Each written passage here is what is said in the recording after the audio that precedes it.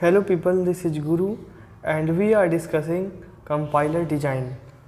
In this particular video, we are going to discuss about example of phase of compiler. In this session, we are giving one example of phase of compiler. In our earlier video, we have discussed that compiler does the compilation or translation process through multiple phases, and they were lexical analyzer, syntax analyzer, semantic analyzer, intermediate code generator, and code optimizer. Then the last one will be about code generator. So, from the source program to the target program, these are the phases, and the another two phases are there, that is symbol table and error handler. Both will be connected with all the phases of compiler. So to explain this one into more detailed form, let us consider one example. So let us suppose there is a high level language that is price colon equal to amount plus rate into 50.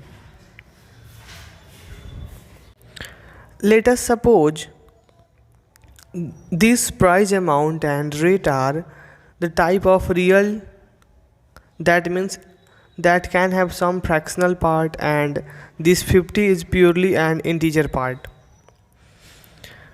Okay, so just keep this on mind, will be taking care of that issue. So lexical analyzer will take this particular statement as input and it will produce some tokens as output.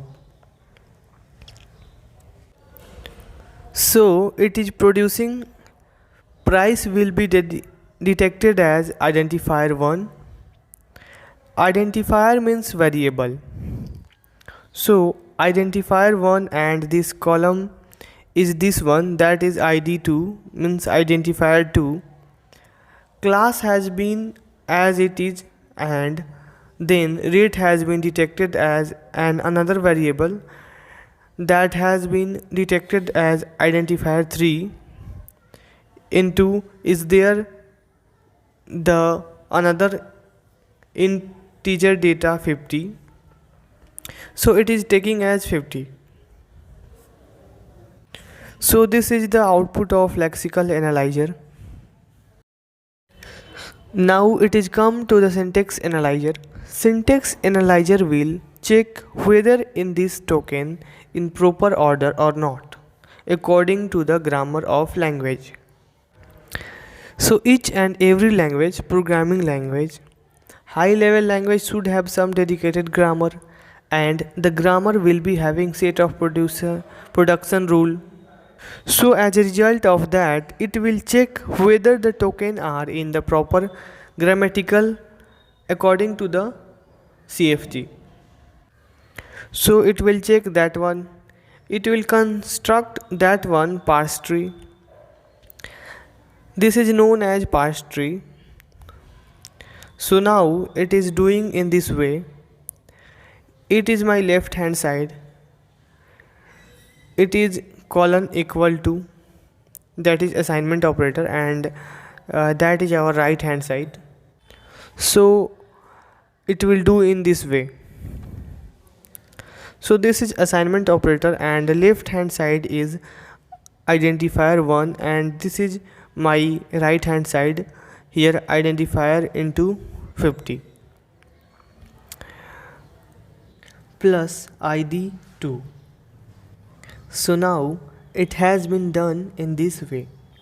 If lexical analyzer find the tokens as according to the grammar of the language, then it will pass it, and otherwise it will produce syntax error.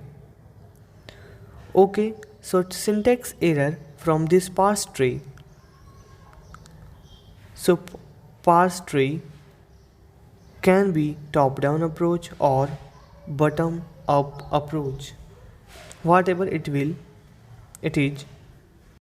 The parse construction has been completed successfully. That means this statement is error free. So now it will come to the semantic analyzer. So here 50 was in integer, but in syntax analyzer 50 is in real data type. So that's why integer to real conversion will be done by the semantic analyzer. So it will change the meaning of this 50. So auto type upgrade will take place. Now intermediate code generator will take this input and will produce this statement as output. So here three address minimum, address for the target, and this is for the source. So temp1 is equal to integer real 50 and temp2 is equal to identifier into temp1, means temp1 is equal to 50 and temp2 is equal to id3 into 50. After that temp3 is equal to identifier 2 plus temp2. Here identifier 2 plus temp2 means identifier 3 into temp1 means identifier 3 into 50 plus id 2. That is our right hand side in syntax analyzer, and this right hand side is equal to left hand side, that is identifier 1, means in intermediate code generation id1 is equal to temp3. So code will be written in this way internally in intermediate code generator. After that it will be taken by the code optimizer as input. So that has some redundancy here. So 1, 2, 3, 4.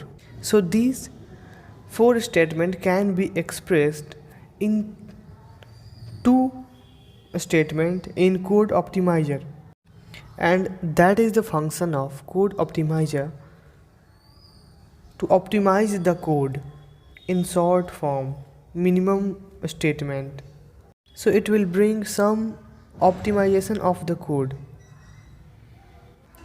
So temp1 is equal to identifier 3 into 50.0, and this temp1 is containing this part in lexical analyzer, that is id3 into 50.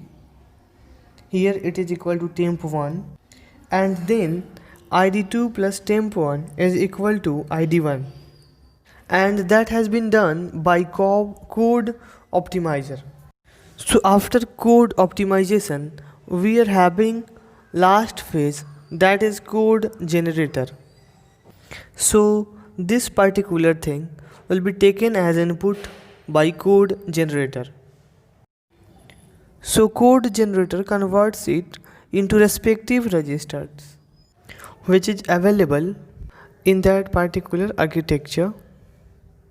So it is going for move f means move float r2 id3.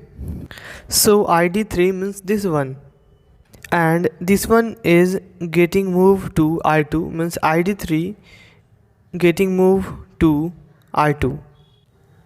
After that mul f means multiplication float. So mul f r2 comma has 50.0 has indicating that 50 is real data. Here product of r2 and 50 is stored in r2.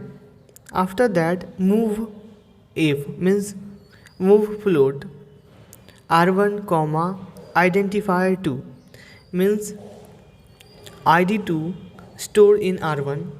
After that add f r1 comma r2, that means addition of r1 and r2 stored in r1.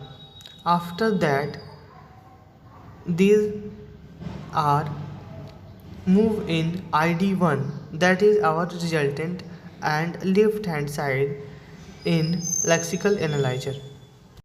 So this is the generated code by the code generator for target machine. So here in this process, a symbol table will get generated. So here we are having three variables, that is price, amount and rate. So the respective symbol table will be marking them. So it will be doing bookkeeping here. So price, amount and rate, that is a symbol table. So if the program during execution finds that variables are not defined, then obviously it will produce some error message. So I think now concepts are getting cleared, that what is the phases of compiler and which phase will be doing what if we give one statement of a high level language. So please watch our next video of compiler design. Thank you.